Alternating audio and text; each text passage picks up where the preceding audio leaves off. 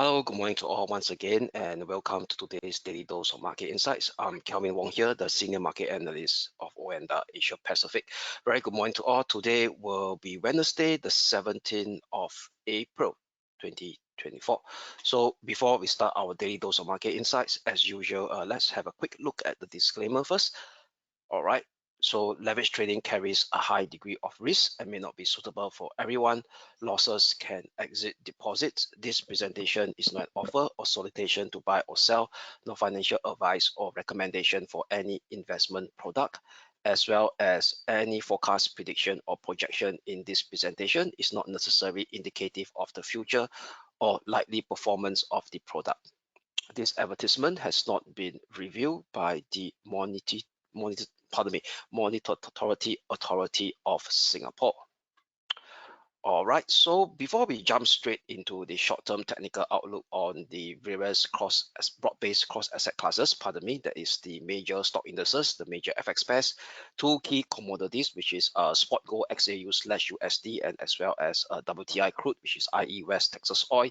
Let's have a recap of what has taken shape yesterday and early today's Asia morning session, right before our daily dose. All right, so in terms of market movement, key events that has taken shape yesterday. So in terms of market movements, let us start with the broad-based indices first. That means, i.e., the broad-based indices yesterday actually closed in the red in terms of the Asia indices as well as the majority of the European indices. But what's interesting over here is that we see a bit of consolidation in the major US stock indices after prior two consecutive sessions of losses of more than 1%. So that's pretty much the nature. That's pretty much we call it not surprising, because markets don't actually move vertically one straight line up or one straight line down, given that we are not facing any systematic risks at this juncture. So yesterday, more of a consolidation performance in the major US stock indices. Why do I say so? If you look at the SPX is down, which is the IMP, i.e. the S&P 500 is down negative 0.2%, but almost unchanged on the Nasdaq 100. Why? Because we see some form of we call it outperformance on the major mega technology stocks. Later I'll share with the heat map of the SPX 500. So that led to almost unchanged scenario on the Nasdaq 100. The Dow Jones Industrial Average slightly outperformed among the pack, which was only up slightly by 0.17%. Not 0.17%, yeah. And the worst performer still remain the Russell 2000, which is down negative 0.4%. Why? Because it's on the backdrop of rising US 10-year Treasury yield, where actually the 10-year US Treasury yield yesterday surged another higher high, above 4.5%. So later I'll show the chart of the US 10-year Treasury yield. So why does the Russell 2000 underperformed yesterday among the pack of the major US stock indices? Because the Russell 2000 is small cap stocks. So small cap stocks primarily has a weaker balance sheet. Weaker balance sheet is pretty much has a higher adverse effect on higher cost of funding. So those who actually follow my daily dose, I did mention that the US 10-year Treasury yield is very similar to a benchmark of a cost of funding rate. So if we look at the US 10-year Treasury inching much higher, potentially down the line, higher cost of funding rates will also eventually pick up steam on the upside as well. So that should explain the underperformance of the Russell 2000 yesterday. So now let us have a quick look at the heat map of the S&P 500. So what you could see over here is the heat map of the S&P 500 on your screen. We see a pretty much mixed bag performance. In fact, there's actually more reds than green. So the one that is actually holding the pack yesterday, as usual, will be your AI related semiconductor stock, where Nvidia actually outperformed among the Magnificent 7 stocks, which is up 1.6%. So that should explain why the Nasdaq 100 closed almost unchanged yesterday. All right. So now some key news on the highlight over here is the getting more and more evidence that the US Federal Reserve is now the outlier among the major central bankers, on top of the BOJ, Bank of Japan, which is in a mode of hiking rather than cutting. So yesterday, Powell actually mentioned in one of his public speeches during one economic seminar, he said that rate cut delay after run of inflation surprises. But those who follow our daily dose of market insight, that couldn't be much more of a surprise. Why? Because I've been flashing to you all that there is this ongoing rise in the WTI crude oil price, which actually increases the break-even rates. Let's I'll flash to you. Okay, let me maybe immediately let me share with you what I'm talking for those who are joining us for the first time. So for those right who are want to monitor inflation pressure in US, do not solely just look at the CPI number. We got to look at market-based transacted information that drive inflation. So one of the market-based transacted information will be WTI crude oil price. Why? Because your cost of goods, your purchases of goods and services indirectly will tie on to oil price, which eventually will see inflation expectation as well. So inflation expectation also can be derived from market-based pricing in US, because US market has a very deep fixed income market in terms of breadth and product offer. So they do have this particular TIPS, Treasury Inflation Protection Securities, which eventually will give us what is market expecting inflation rate going forward 5 years and 10 years from today. So that's what I call the break-even rates. So let me share with you what do I mean by this. Instead of talking, let me share you the chart. Okay, so this chart I will actually keep on monitoring from a medium-term perspective on where inflation expectation will be heading, and eventually it will also impact the US 10-year Treasury yield, which eventually impact the stock market and as well as the FX market from a medium-term perspective. I'm stress is from a medium-term perspective. Why? Because if you look at the intraday pricing, this kind of longer-term, we call it intermarket relationship, may not impact the short-term pricing of the short-term, we call it movement of the bench of the FX pairs and the major stock indices. Why? Because for the short-term basis, short-term we're talking about intraday, it's more concerned about overbought and oversold region using the particular respective hourly we call it momentum indicator. That's actually drive more of the price action on a shorter term basis, intraday basis. All right, so whatever I share you right now over here is more from a bigger picture. That means we're talking about medium term, multi-week to multi-month. All right, so from here, right, if you what I share over here is that notice that this is what it means. Those who actually follow on my market dose of daily insight, I've been sharing this one for a couple as and when occasionally when I see price movement. So even before Powell's speech yesterday, 2 weeks ago, and before the release of the CPI data 1 week ago, I did highlight that inflation expectation starts to push up, as explained, as illustrated by the orange line and the blue line of this chart as you see on your screen over here. These are the break-even rates. So what do you mean by break-even rates? That means, i.e., 5-year break-even inflation. That means telling us where is inflation expecting to be 5 years from today. 10-year break-even inflation telling us where is inflation expecting 10 years from today. And both of them are actually inching much higher away from the Fed target of inflation rate of 2%.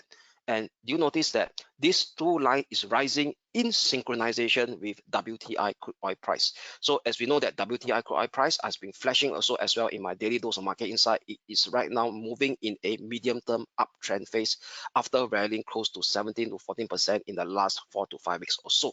So if oil price doesn't show any signs of bearish exhaustion from a medium-term basis, very likely inflation expectation will be on the high side as well, which eventually see a push up in the 10-year US Treasury yield, what you are seeing on the purple line right now.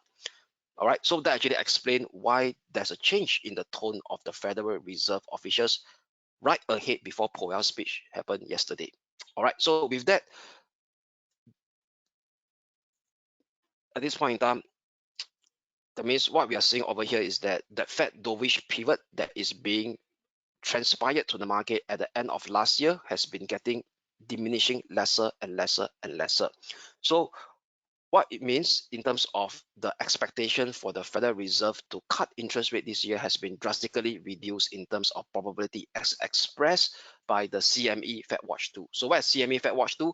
For those who have been following daily dose of market insights for a period of time, this is the only way that we, not the only way, the easier way from the internet, and it's free, that we could obtain the probability of interest rate cut or hike as being transpired by the interest rate futures market That means the Fed funds interest rate futures market compiled by CME, which is the website, the CME FedWatch, CME, pardon me, the futures exchange, CME. They created this FedWatch tool. It's free for all to actually go, but for sure it's not live because it's not really live, but there's a slight delay, about 1 to 2 hours, but it's sufficient enough for us to have a feel of market expectation.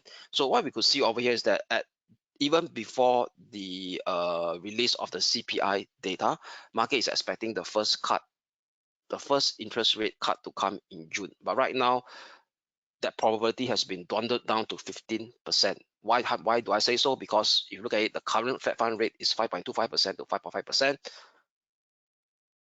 To cut 25 basis point to 5% to 5.25% to 5.25% is only 15% probability. And you scroll down your screen over here, we could see over here is that a week ago, about a month ago, is 55%. That was before the CPI, US CPI release, and right now it's been dwindled down pretty drastically to 15% after Fed Powell less dovish speech yesterday.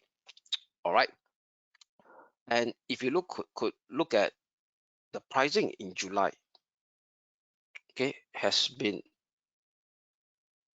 dwindled as well. Previously, we are looking about a 50% chance a week ago.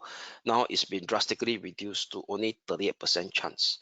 And to keep on clicking all the way down to save your effort on clicking, we can just look at the probability tab over here. So you just go down to your left hand side, you click probability. So this gives us a aggregate view. All right. So what about aggregate view? Let me expand my screen so that you guys could see.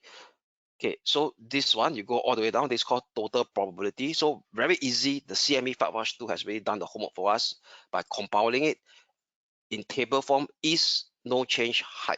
And these are the meeting dates, the FOMC meeting dates. So I think this is pretty straightforward. You guys could actually, very intuitive. I mean, there's not rocket science by breaking down this table. The only thing I want to share with you all is the meeting date. They use American format date, and I can't change it. There's no format to change it. So the first number you see on the left hand side is month. That means what they are saying is month, date, year, right? Simple, right? Can easily understand.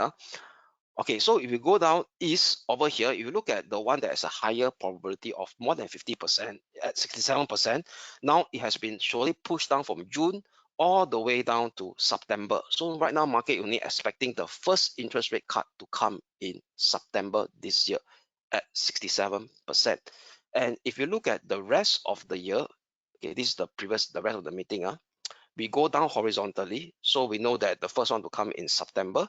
So if you go to September, you push it down, November and December, there is no light blue showing on the next interest rate. We call it bandwidth at 4.7%. So what market is actually telling us in terms of the CME FedWatch 2, that means we're talking about the Fed funds interest rate futures market. Market is only now looking for only one interest rate cut to come in 2024. So mind you, so that is a drastic reduction of that Fed dovish pivot. Initially, at the start of this year, market is looking at 6 interest rate cuts. So right now, based on the latest data coming into the picture, market now is only pricing 1 interest rate cut. Implication towards market, for sure, dollar strength is coming back into the picture. Why? Because of a rising US 10-year Treasury yield. And right now, the Fed is actually less dovish against the rest of other central banks, especially the ECB. So ECB, they are guiding to us, they are actually expecting the first interest rate cut to come in June. And also yesterday, Bank of England, okay, there's actually the Bank of England governor spoke as well in one of his public remark. He said that BOE may able to cut rates before the Fed. All right, so the Fed now and Bank of Japan is one of the outlier against the rest of the world. So that actually explained to us why the dollar strength is coming back into the picture. What? Because US 10-year Treasury yield is rising as a faster rate compared to the rest of the world. And also potentially that could actually see higher cost of funding as well. Why? Because the dollar is still being used as an international currency in terms of the international funding market, and that could also transact to potentially not so rosy performance in terms of risk assets. Then we're talking about global stock indices, at least from a medium term perspective. All right, so that I want to share with you all this intermarket relationship in terms of news, fundamental, and technical. But that's for a longer term perspective, multi-week to multi-month. Okay, now how about from a short-term perspective, intraday? That means we're talking about today price potential movement of the market. That will be covered in the short-term technical outlook where I share with you on the hourly chart. So now let us get started.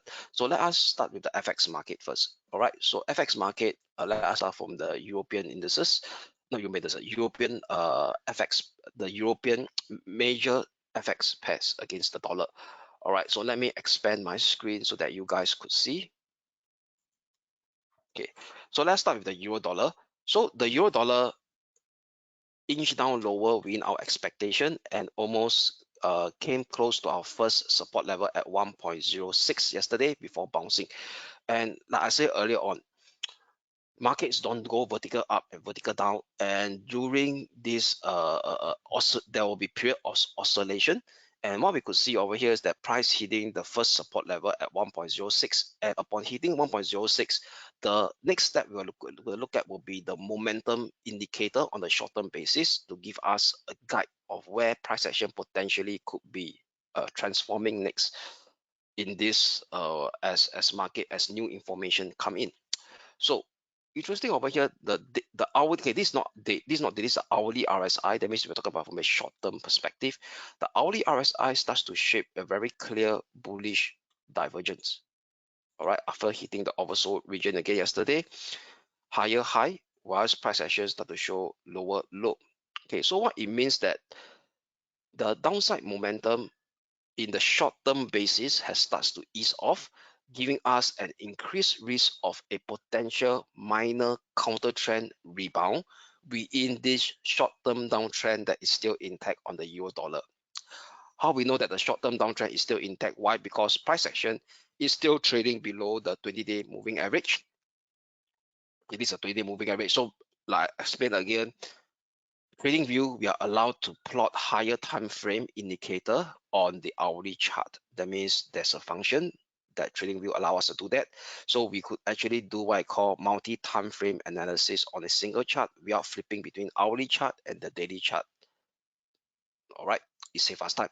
And also the daily chart is the hourly chart over here, the 20-day moving average is also trading below the 50-day moving average, also indicating to us that the medium-term trend is down as well for the euro dollar. So now the only reason we are seeing to actually support this potential minor counter trend rebound potentially that may come into the picture. Why? Because price action managed to bounce off from the support level that we highlighted yesterday, 1.06, and it actually show a bullish divergence on the hourly RSI. So with that, today I will be we will have that short-term bullish bias for this potential minor counter trend rebound that could play out as long as 1.06 short-term pivotal support holds. Resistance to watch for today, 1.067. Above it exposes 1.0725, which is this minor congestion area of 2nd of April and 12th of April. And if you do the Fibo retracement of this current push down from the high to yesterday's low, its confluence with, okay, give me a minute, pardon me. Okay, it confluence closely with the 50% Fibo retracement as well. All right, at the second resistance at 1.0725. However, an hourly close below 1.06 will invalidate this potential minor counter trend rebound scenario in the short term to continue the impulsive down move to expose the next support level at 1.0525 and 1.0470. Very similar movement as well we could see on the sterling dollar. So the sterling dollar came out and almost hit the first support level at 1.238. And what we could see over here, it managed to actually shape lower low right exactly at the lower limit of this medium term descending channel that I drew from the high of 8th of March. So what we could see over here, price, yes, the trend is still down on the shorter term. That means we are still trading in a short-term downtrend. Why? Because price action is still trading below the 20-day moving average and as well as the 50-day moving average. That means the trend on the short term and medium term is still pointing downwards. That means we are in a short and medium term downtrend. The only thing that supporting this view of a potential minor counter trend rebound within these two short and medium term downtrend phases is because price action almost hit the first support at 1.2380 and also the lower limit of this medium term descending channel that I highlighted earlier, and as well as the hourly RSI also start to shape that bullish divergence. All right, indicating to us that yesterday downside momentum in the short-term basis has started to ease off. So I'll be using 1.24 level, psychological level, which also correspond to the lower limit of that minor descending channel. So this will be my short-term pivotal support level to actually kind of support this potential minor counter trend rebound scenario that may play out in a shorter term basis on the sterling dollar. Resistance level to watch will be at 1.2520 followed by 1.2560. We also confluence with the 20-day moving average, 200-day moving average acting as a resistance. And if we do the Fibonacci retracement of the end of this ongoing down move, is close to 38% and the 50% Fibonacci retracement. Only an hourly close below 1.24 short-term pivotal support that we have for today will invalidate this potential minor counter trend rebound scenario to continue the impulsive down move to expose the next support at 1.2380 slash 1.2350 followed by 1.23 figure level. Asia Pacific currency, the Aussie dollar also came down and hit our support level at 1.390.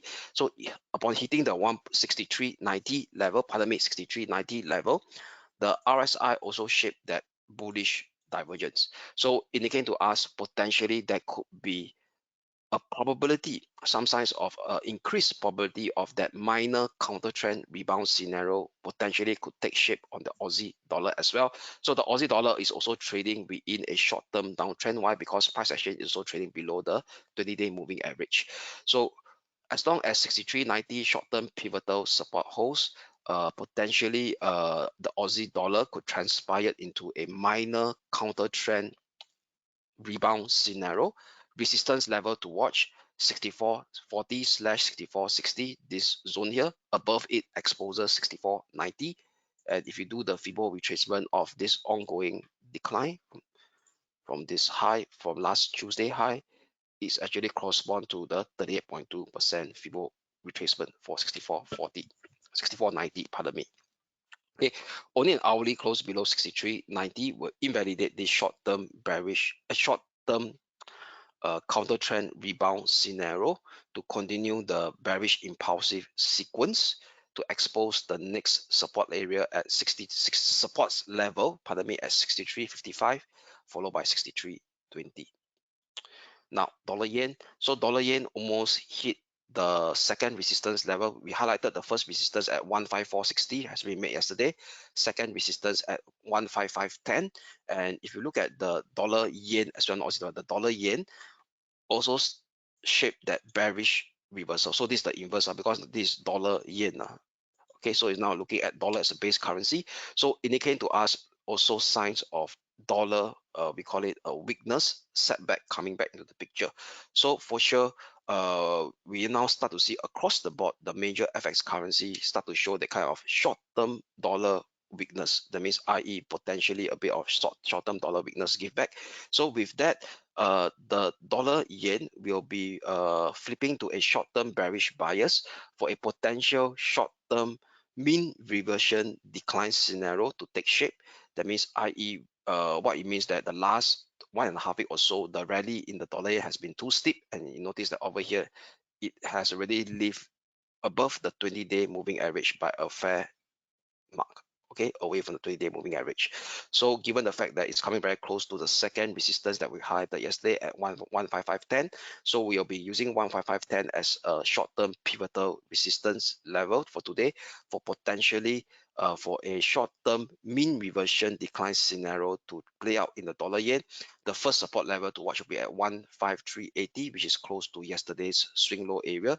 So those who recall, 153.80 was yesterday's short-term pivotal support. A break below this level exposes the next support level at 153.30 in the short term. So this is the former minor range resistance now turns into a pullback support. All right. However, an hourly close above 155.10 will invalidate this potential short-term mean reversion decline scenario to see the continuation of the impulsive up move sequence on the dollar yen to expose the next resistance level at 155.70, followed by 156.10/156.40. All right, so net overall, what we could see in the shorter term that I share with you on the technical elements on the major FX pairs, the four major FX pairs, potentially in the shorter term, we may start to see a bit short, I would say short term, we may start to see a bit of dollar strength give back scenario coming back into the FX market for today. Now, how about the major stock indices? So major stock indices, we have been have a bearish bias yesterday. So no change, still maintain that bearish bias on the Hong Kong 33. So still pretty much bearish. So the Hong Kong 33, this time around, we have a tighter key short-term pivotal resistance for today at 16,460. So what's 16,460? Former minor swing low of 5th of April and 15th of April, and also confluence with the 50-day moving average as well. I think as a resistor at this similar level. So as long as any potential bounce, we will that don't surpass 16,460, we will still maintain that short-term bearish bias on the Hong Kong 33 index, which is the Hang Seng index. Next support level to watch on the shorter term, 16,135/16,070, followed by 15,950 level, which is the minor congestion area of 14th of February and 16th of February. Only an hourly close above 16,460 will invalidate this short-term bearish bias to potentially kickstart another round of minor counter trend rebound scenario to take shape. To expose the next near-term resistance level at 16,655, which also correspond to the minor swing high of 15th of April, this Monday's high, and the 20-day moving average acting as a resistor at a similar level as well. Above it exposes 16,850. Now, for the Japan 225, so Japan 225 continue to plunge lower and hit the support, almost hit the second support level at 38,130.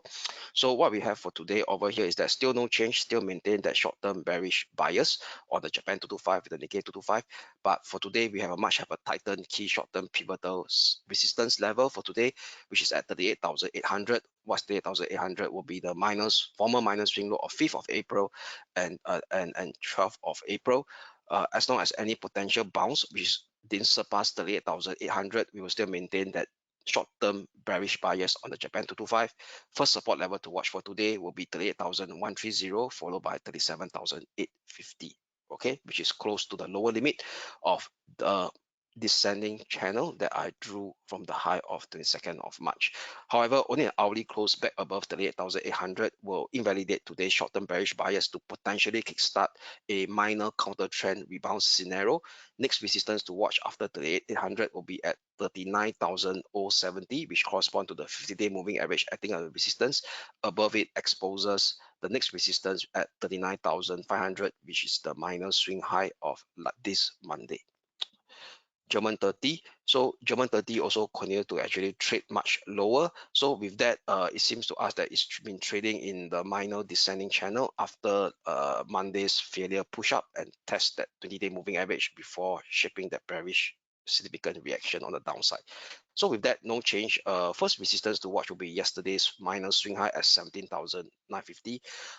This level here is a bit tight, so I do not want to use it as a pivotal resistance for today. Instead, I will use 18,080. So 18,080 is correspond to the upper limit of this ongoing descending channel that I drew from the high of 2nd of April. So as long as any potential bounce didn't surpass 18,080, we will still maintain that short-term bearish bias on the German 30 index, which is DAX.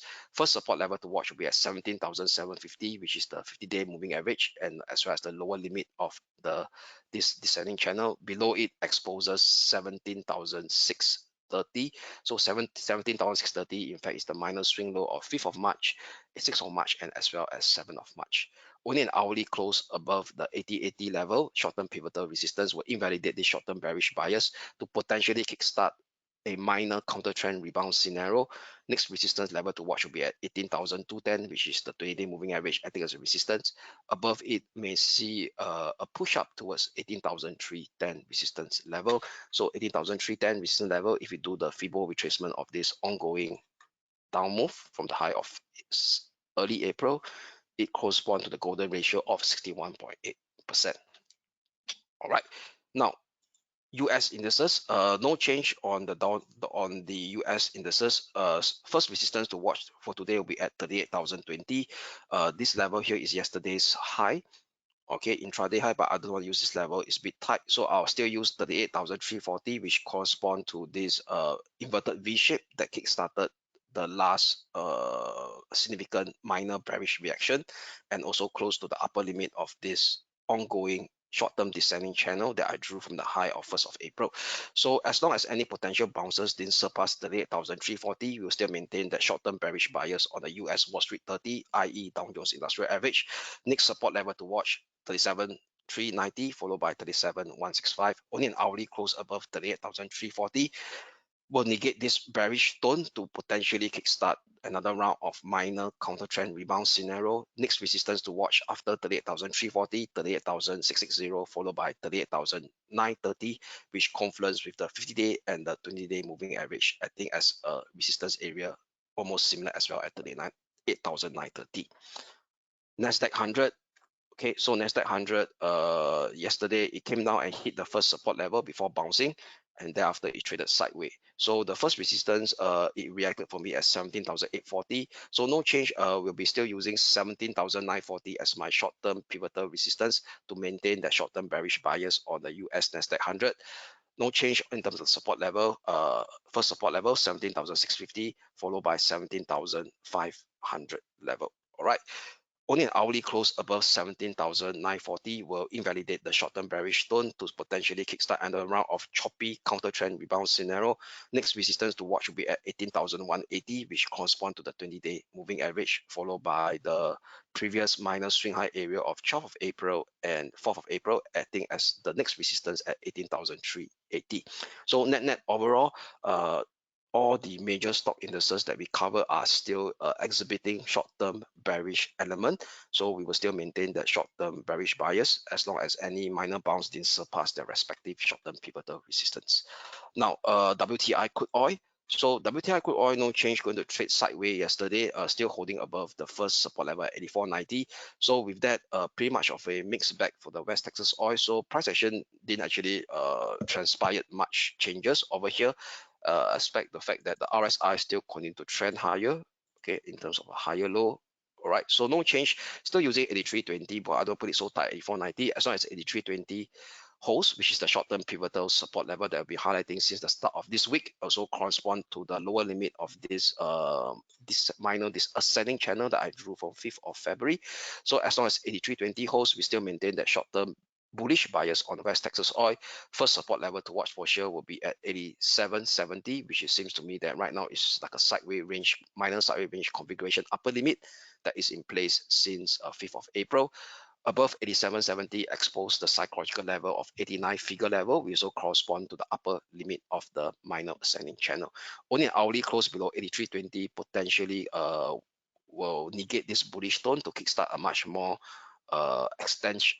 pronounced minor corrective decline to expose the next support level at 80.80, followed by 79.20, which correspond to the 50-day and the 200-day moving average, acting as a support level as well. Okay, similar support level as well, pardon me. Then lastly, spot gold over here. Okay, so spot gold over here has been pretty much bouncy. So yesterday it actually tried to clear above the 23.90 short-term pivotal resistance, but it didn't, and it managed to actually inch back down lower. So a bit of excess over here. So I'll put it at 24 figure. All right, 24 figure 2040 slash. All right, given yesterday there's a bit of excess, and also the RSI also starts to shape a lower high as well. Okay, the RSI didn't break above the resistance level. So indicating to us there's still a bit of lack of confidence by the bulls to push above the 2390 level. So today have access at 2400. So as long as this 2390/2400 short-term pivotal recent didn't surpass, we could be in a bit of a rangy kind of range configuration. First support level to watch will be at the bottom of this range, short-term range that is in place since last Wednesday at 2327. A break below 2327 may expose the psychological level of 2300, which also confluence with the minor congestion area of 4th of April and 5th of April. Only hourly close back above 2400 will negate this, we call it minor mean reversion decline scenario to kickstart that impulsive upmove sequence within a short and medium term uptrend phase that is still intact because it's still trading above the 20 and the 50-day moving average.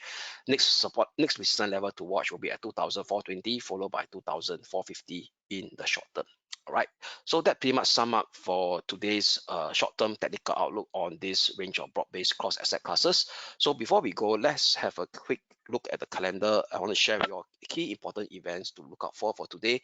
So for sure, today's important event will be UK inflation up at 2 p.m. Singapore time.